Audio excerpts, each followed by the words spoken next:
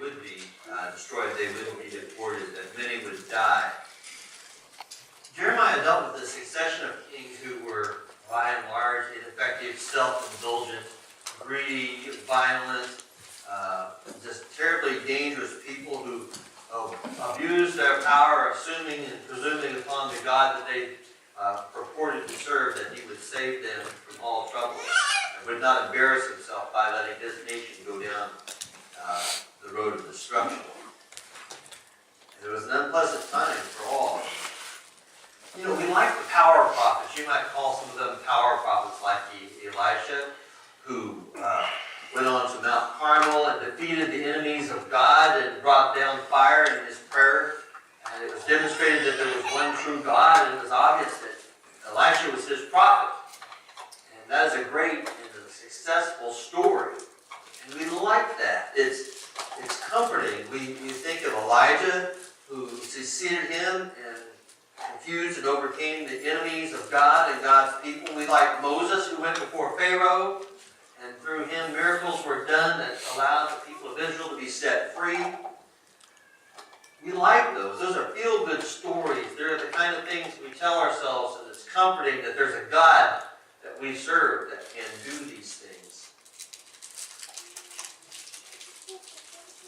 We like those feel-good stories. Out of hardship, there comes a hero who is able to lead the people. When the political leaders failed, when the people themselves didn't deserve, when the influential did not have the power to influence, here are these men who stand true. But that is not Jeremiah's calling. There's very little comfort in what he has to say to the people and to us. At the time that Jeremiah was prophesying before the king and before the people, there were a lot of people prophesying. There were quite a few who were on the payroll of the king. They were all saying, as you read the scriptures, oh, everything's going to be good. God's going to save us. God's called us to march out and fight this army and destroy them, and it's all going to go our way. People liked hearing that because it sounded hopeful and peaceful and easy. And the lone man against it is Jeremiah, saying that destruction is coming. The king will be taken away, and all of his people, and all the gold from the temple will be taken to the king of Babylon. And he was called a traitor. He was called all the evil names that you could think. He was struck illegally. He was put into a well to silence him, although they weren't allowed to kill him. And he prophesied that Babylon is coming, and that it wasn't going to be something that a nation can survive. The Babylonians came, and they practiced pretty much what happened by William Tecumseh Sherman in the Civil War, our own Civil War. When he took his armies to the south, and he began in Atlanta and marched through the sea, 300 miles. This path of destruction was 70 miles wide. He divided it into two armies, those 62,000 troops, and the teams of foragers. That's a nice word for people who will take anything that they can carry off. They provided for the troops by taking it from the people who lived there. And they left the path of destruction that is still fresh on people's minds. And that's exactly what happened to all of Israel. Not one stone left on another. Jerusalem was cast down. The fields had rocks put in them and were sown with salt so that they wouldn't grow. Anything that the Babylonians could do to destroy that place, that's exactly what they did. And so we find it very appropriate in 31 in verse 15. That's also quoted in the New Testament at the time of the slaughter of the innocents, when Herod had the children of Bethlehem killed because he feared the Messiah was coming. And those words of Rachel crying for his children and will not be comforted because they're no more. And it happened in Jeremiah's time. It happened again in Mary and Joseph's time. And it's a hard world we live in. And as Jeremiah looked at it, he saw a generation lost, taken away, many falling away and disappearing. It's an irreparable loss. How do you make up for an entire generation that disappears? So it was not a popular message. And Jeremiah bore the burden of rejection. He had a torn heart for a nation that he loved and was going down into destruction. And for 45 years, more or less, they were in captive people, neglected, devastated, and the land itself was left barren and empty. And it appeared to them to be an end. It appeared to all be over. But there's a seed of hope buried in chapter 31. And I want to read that to you. 31, I'm going to begin in verse 2. This is what the Lord says. The people who survive the sword will find favor in the desert. I will come to give rest to Israel.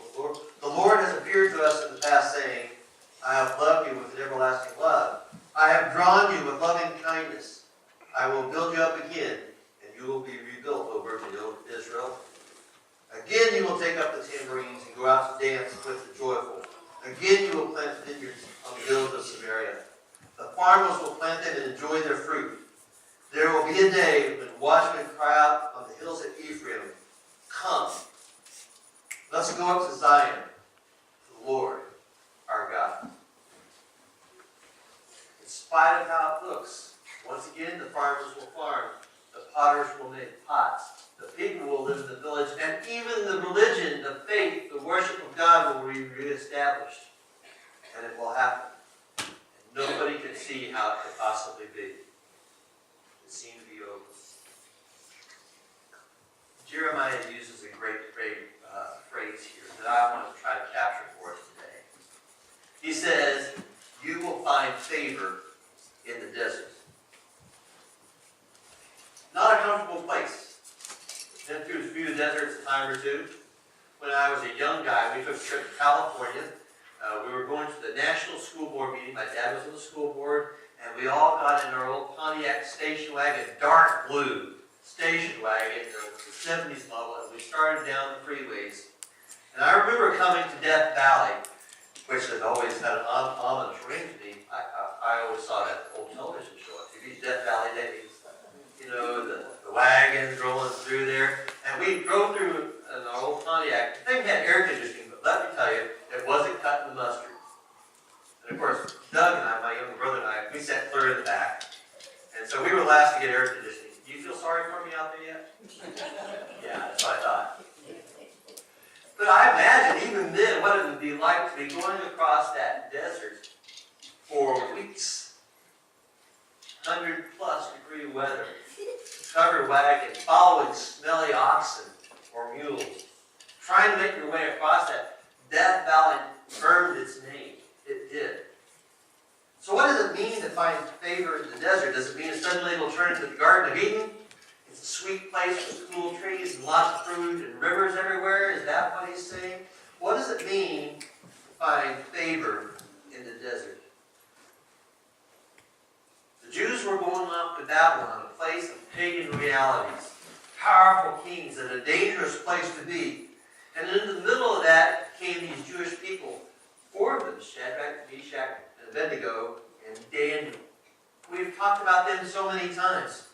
Here were these men, these young men, taken off into a place where they didn't belong. But they remained faithful. And in spite of the oppression, of the danger that they were in, the harsh situations, they rose to power and prominence. They lived the life of faith. And so in the middle of their desert, they found favor, didn't they? That God moved in them in spite of all the contrary ideas and the contrary circumstances. They didn't escape from their problems. God rescued them through their problems and made them to be powerful in the place that they were.